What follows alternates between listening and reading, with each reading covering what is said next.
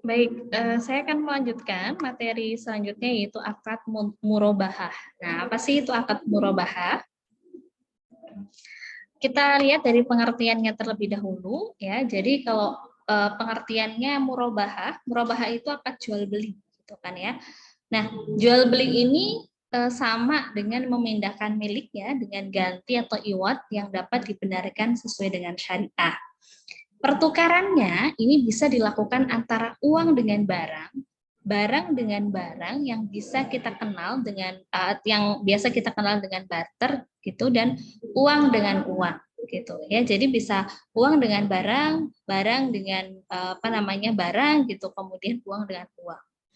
Pertukaran uang dengan barang atau jual beli ini bisa dilakukan baik secara tunai ataupun pembelian tangguh, atau yang biasa kita sebut ya kalau saat ini adalah pembelian secara kredit. Nah, murabahah ini transaksi penjualan barang dengan menyatakan harga perolehan dan keuntungan atau margin yang disepakati antara penjual dan pembeli. Ya, kalau memang zamannya Rasul dulu ketika melakukan akad jual beli itu adalah Rasul menyampaikan begitu. Ini adalah harga pokoknya, kemudian saya mengambil laba segini, disepakati atau tidak begitu antara si penjual dan pembeli. Tapi kalau untuk saat ini sepertinya sudah tidak gitu kan ya. Kita ketika membeli barang ya kita sudah meyakini bahwa ada margin, ada keuntungan yang kemudian itu diambil oleh si penjual gitu. Nah, yang membedakan murabahah dengan penjualan yang biasa kita kenal adalah penjualan penjual di sini secara jelas memberitahu kepada pembeli berapa harga pokok barang tersebut dan berapa besar keuntungan yang kemudian diinginkannya. Nah, karakteristik akad murabahah, proses pengadaan barang murabahah gitu harus dilakukan oleh penjual. Jadi ketika kita melakukan pembelian ya pasti gitu ya, penjual ini yang harus mengadakan barangnya. Jika penjual hendak mewakilkan kepada nasabah untuk membeli barang dari pihak ketiga, akad jual beli murabahah harus dilakukan setelah barang menjadi milik penjual gitu. Nah, jadi inilah yang kemudian agak sedikit riskan ya. Ketika memang nanti biasanya ini kan istilahnya pakainya perbankan ya. Kalau untuk murabahah yang kita kenal biasanya dengan pembelian secara kredit begitu, maka objek yang mau dibeli oleh si nasabah ini harus menjadi milik perbankan terlebih dahulu. Jadi nggak boleh ketika bank ini hanya sebagai fasilitator saja atau numpang lewat saja gitu. Contoh ya ini boleh sampaikan, kita mau beli laptop nih gitu, tapi kita nggak bisa cash, kita bisanya kredit. Nah, maka perbankan ini bisa kita jadikan sebagai tempat di mana kita melakukan pembelian laptop. Tapi syaratnya adalah bank harus sudah membeli laptop terlebih dahulu gitu kan, semisal ke showroom laptop kayak gitu kan ya, dia harus memiliki laptop itu dulu. Laptopnya harus dibeli secara cash oleh bank, baru nanti bank boleh menjualnya secara kredit kepada nasabah. Nggak boleh ketika semisal bank itu pun beli kesananya juga masih dalam bentuk kredit, itu tidak boleh. Penjual dapat meminta uang muka pembelian kepada pembeli sebagai bukti keseriusannya ingin membeli barang tersebut. Uang muka menjadi bagian pelunasan piutang murabahah jika akad murabahah disepakati. Jadi boleh ya kalau ada uang muka. Nah, karakteristiknya, jika penjual mendapat diskon sebelum akad, maka diskon tersebut menjadi hak pembeli. Apabila diskon diberikan setelah akad, maka diskon yang didapat akan menjadi hak pembeli atau hak penjual. Ini sesuai dengan kesepakatan mereka di awal akad. Gitu. Jika akad tidak mengatur, maka diskon tersebut menjadi hak penjual. Nah, jadi kalau semisal ada pembelian barang gitu, Ternyata si penjual ini ketika membeli barang tersebut dia dapat diskon nih gitu. Maka itu sudah menjadi haknya dari si pembeli untuk diskonnya. Tapi ketika proses sudah ada nih kan, semisal sudah terjadi kesepakatan gitu kan. Ketika di kesepakatan itu kemudian si penjual ini akan melakukan transaksi untuk kemudian mengambil atau membeli barang tersebut gitu kan, sebelum nanti diserahkan ke si pembeli ini, ternyata dia dapat diskon. Nah, maka tadi ada dua pilihan begitu. Sesuai dengan kesepakatan saat akad. Kalau memang tidak ada, berarti itu menjadi hak penjual. Diskon yang terkait dengan pembelian barang ini ternyata diatur ya di dalam PSAK nomor 102. Diskon dalam bentuk apapun dari pemasok atas pembelian barang, diskon biaya asuransi dari perusahaan asuransi dalam rangka pembelian barang, kemudian komisi dalam bentuk apapun yang diterima terkait dengan pembelian barang. Karakteristik dari akad murabahah, ini cara pembayaran dapat dilakukan tunai atau tangguh. Untuk murabahah tangguh, pembayaran dilakukan secara tangguh. Tangguh itu kredit ya maksudnya. Jika pembeli melunasi tepat waktu atau lebih cepat dari periode yang ditetapkan, maka penjual boleh memberikan potongan. Tetapi besarnya potongan ini tidak boleh diperjanjikan di awal akad. Gitu. Jadi semisal yang seharusnya 4 tahun bisa diselesaikan dalam waktu 2 tahun. Maka penjual boleh memberikan potongan. Potongan ini biasanya adalah potongan untuk bagi hasil gitu atau margin yang penjual tetapkan untuk 2 tahun ke depan. Nah, ini boleh kemudian tidak usah dihitung, tapi tinggal kewajiban sisanya saja dari si pembeli.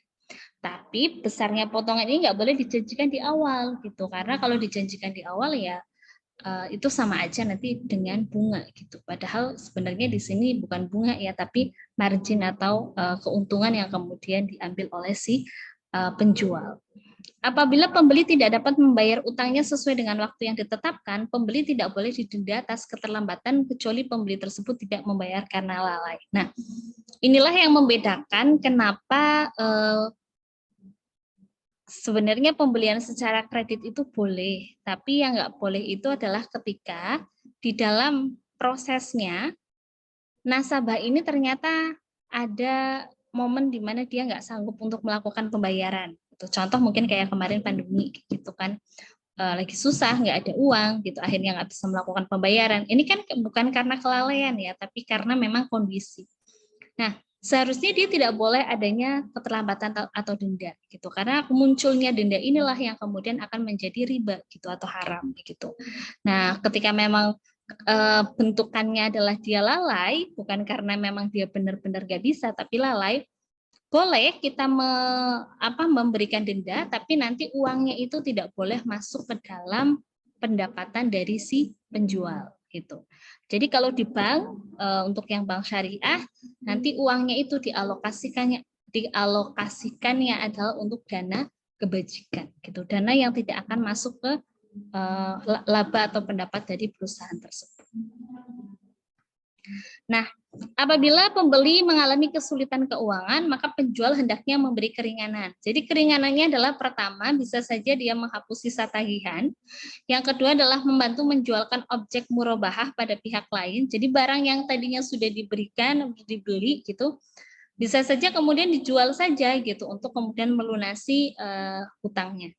Kemudian melakukan restrukturisasi piutang. Nah, ini mungkin yang lebih bijak gitu ya. Jadi bisa saja diperpanjang waktu masa pelunasannya gitu. Nah, restrukturisasi ini bisa bentuknya adalah memberikan potongan sisa tagihan sehingga jumlah angsuran menjadi lebih kecil, kemudian melakukan penjadwalan ulang, rescheduling ya, di mana jumlah tagihan yang tersisa tetap ya, tapi masa pembayarannya ini kemudian jadi dipanjangkan sehingga nanti angsurannya ini bisa menjadi lebih kecil. Kemudian mengkonversi akad murabahah dengan cara menjual objek murabahah kepada penjual sesuai dengan nilai pasar. Kemudian dari uang yang ada ini nanti bisa digunakan untuk melunasi sisa tagihan.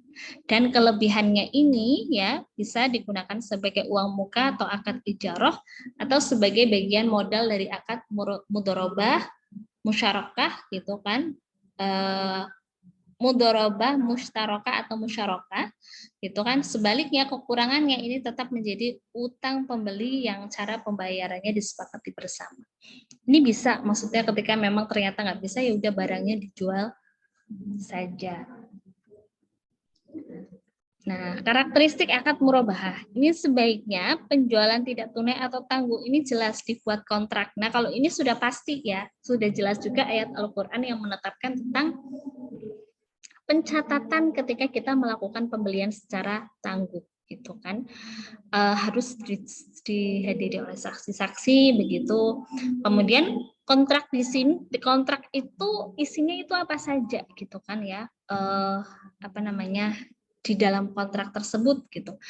Ada utang pembeli, kemudian ini nominalnya, besarannya gitu, jangka waktu akadnya, kemudian besaran angsuran setiap periodenya berapa, jaminannya apa, siapa yang berhak atas diskon pembelian barang setelah memang akad gitu kan ya. Nah, kemudian untuk menghindari resiko penjual dapat meminta jaminan.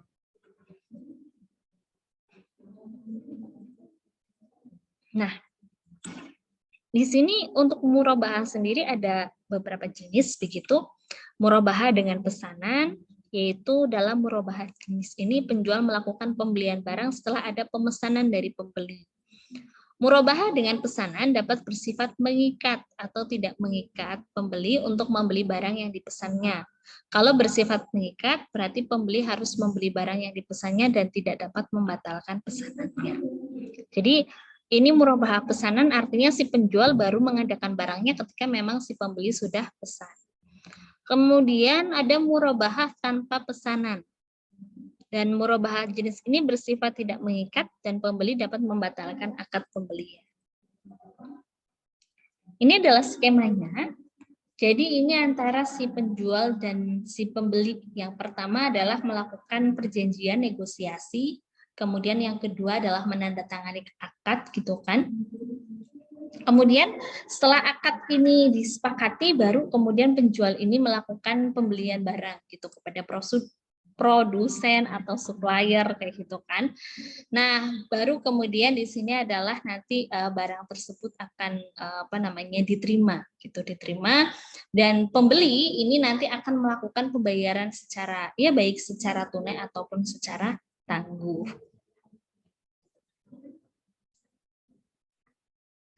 Nah, dasarnya jelas di sini di Quran surat keempat ayat 29, hai orang-orang yang beriman, janganlah kamu saling memakan atau mengambil harta sesamamu dengan jalan yang batil, ya tidak benar kecuali dengan jalan perniagaan yang berlaku dengan sukarela di antaramu.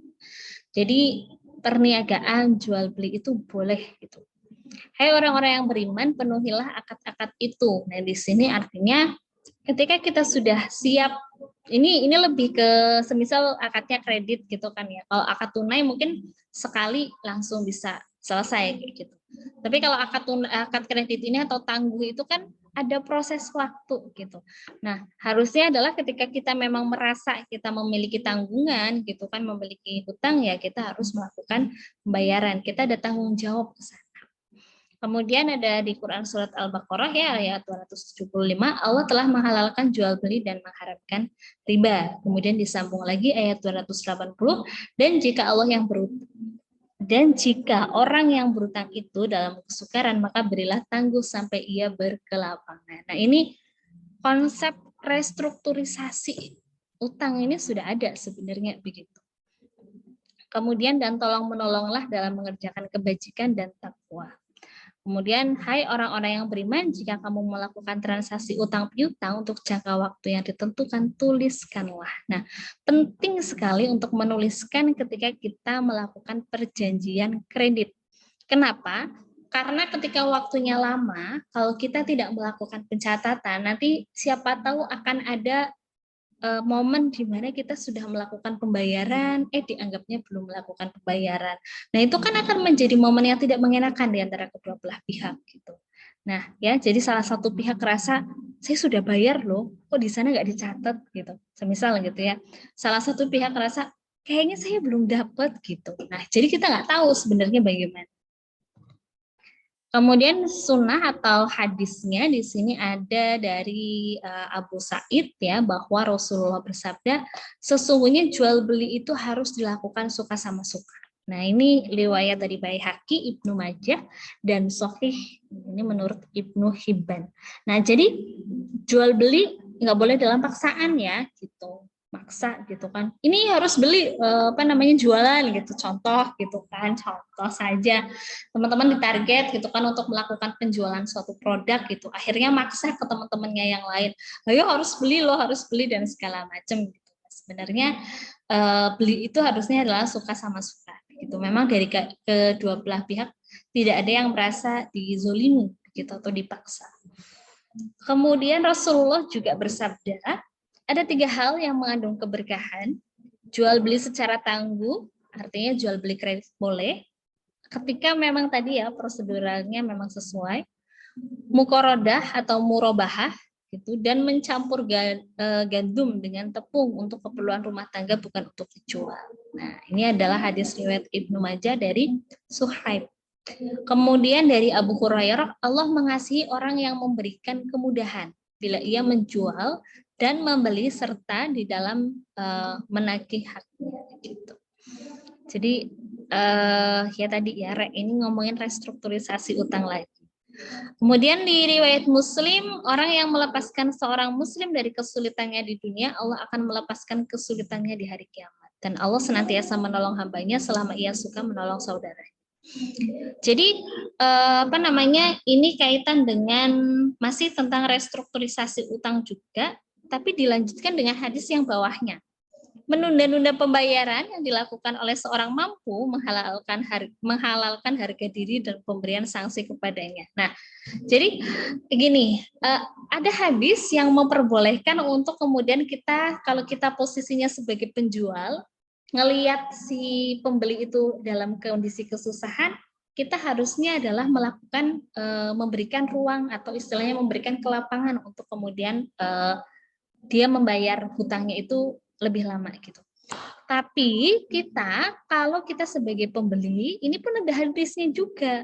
Nggak boleh gitu kan, semisal di sini Tria nih besok dapat THR gitu kan, contoh gitu kan ya, udah dapat THR banyak gitu, ternyata dia harus masih ada tanggungan tapi dia lah nanti contoh gitu ya, itu nggak boleh gitulah. Jadi harus kalau memang sudah waktunya atau sudah ada agak lego kayak gitu, memang ada pendanaan gitu, langsunglah kemudian dibayarkan. Itu contoh semisal seperti itu gitu ya. Jadi hadis atau ayat yang sebenarnya diturunkan ini tetap berpihak kepada dua belah pihak gitu. Jadi bukan berarti tadi ya, wah ada hadis nih tentang restrukturisasi utang, berarti bolehlah kalau aku bayar utangnya nanti aja, toh harusnya si penjual itu memberikan kelapangan dan segala macam gitu. Jadi ya sebenarnya nggak boleh begitu gitu, karena ternyata ada hadis tentang dilarangnya menunda-nunda ketika memang kita memiliki hutang ya, baiknya adalah diselesaikan begitu. Apalagi ini di dalam bulan Ramadan ya, silahkan di list-list lagi ini teman-teman, bukan masih punya janji ya sama teman-temannya kayak gitu, bisa kemudian diselesaikan, ditunaikan. Kemudian penundaan pembayaran yang dilakukan oleh orang mampu adalah suatu kezoliman ya, ketika memang ada tapi nggak bayar gitu loh maksudnya. Kemudian sumpah itu melariskan barang dagangan akan tetapi menghapus keberkahannya.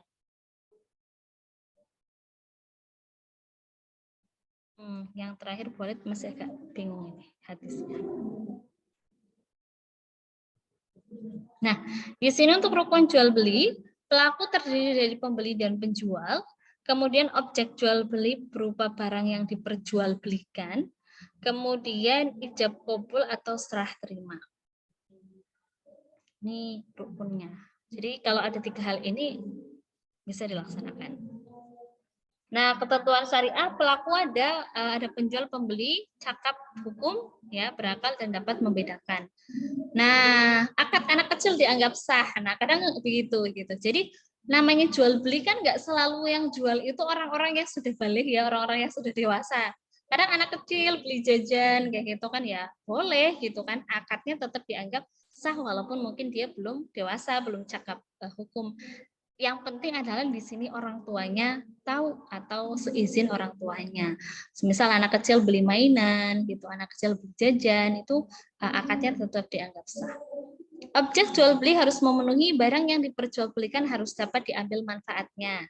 Barang dimiliki oleh penjual, barang dapat diserahkan tanpa tergantung dengan kejadian tertentu di masa depan. Ini yang nggak boleh spekulasi ya.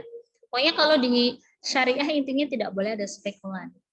Barang dapat diketahui kuantitasnya dengan jelas, barang dapat diketahui kualitasnya dengan jelas, harga barang tersebut juga jelas, barang secara fisik ada di tangan penjual.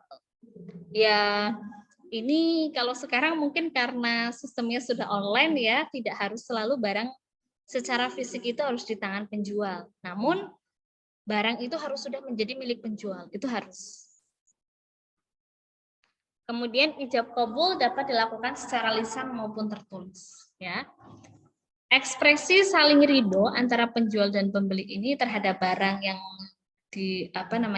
jual gitu dan harganya. Apabila salah satu mungkin merasa terpaksa gitu, ada unsur penipuan atau ketidaksesuaian, maka ini bisa menjadi tidak sah gitu, karena memang prinsip saling ridhonya ini tidak terpenuhi. Nah, dalam hal ketika memang tidak atau terjadi ketidaksesuaian gitu, pelaku boleh memilih untuk membatalkan akad atau melanjutkannya. Dalam hal ini terjadi paksaan. Kalau semisal paksaannya ini ternyata untuk kepentingan umum, ya itu diperbolehkan. Kan kemarin di ekonomi syariah kita sudah belajar ya bahwa kepentingan umum itu dinomorsatukan dibanding dengan kepentingan pribadi. Ini contoh soal. Ya, Pak Sodik ini dia berniat untuk membeli mobil Avanza secara kredit di Bank Syariah Mandiri. Kalau sekarang ya BSI gitulah. Nah, harga mobil 240 juta ini dari showroom, ya, semisal. Kemudian margin yang akan diambil oleh si Bank Syariah Mandiri ini adalah 24 juta. Pembiayaan ini dilakukan selama 5 tahun. Nah, jadi bentuknya seperti apa gitu. Ini dari sisi si penjual, ya, dari sisi si penjual.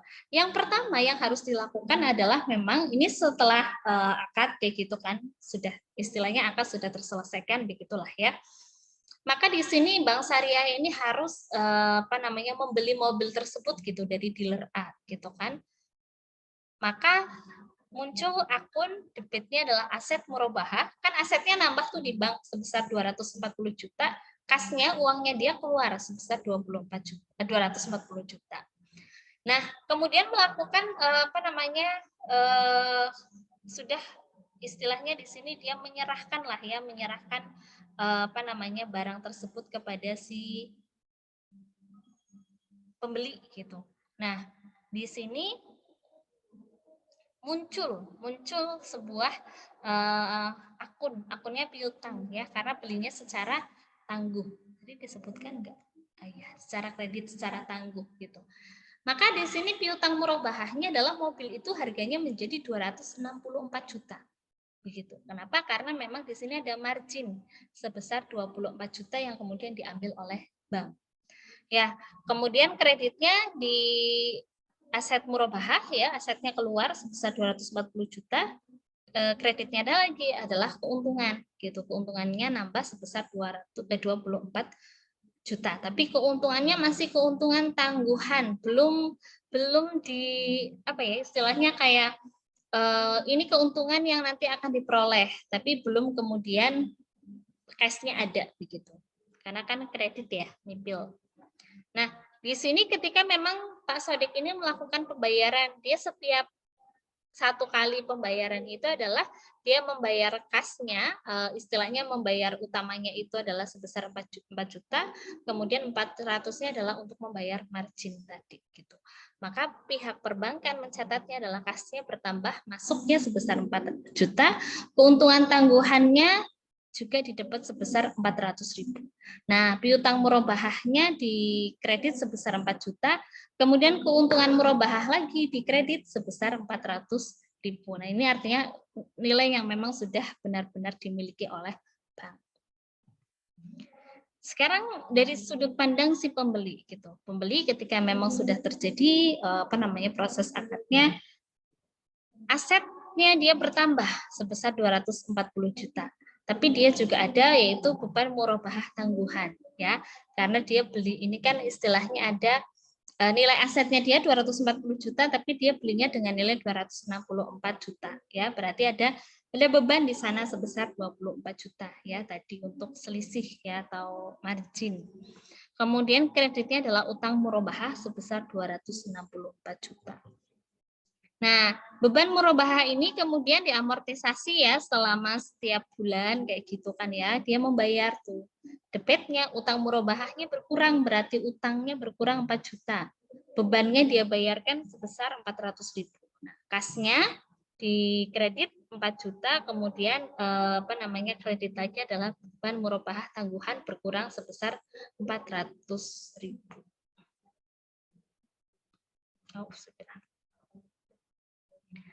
Begitu mungkin untuk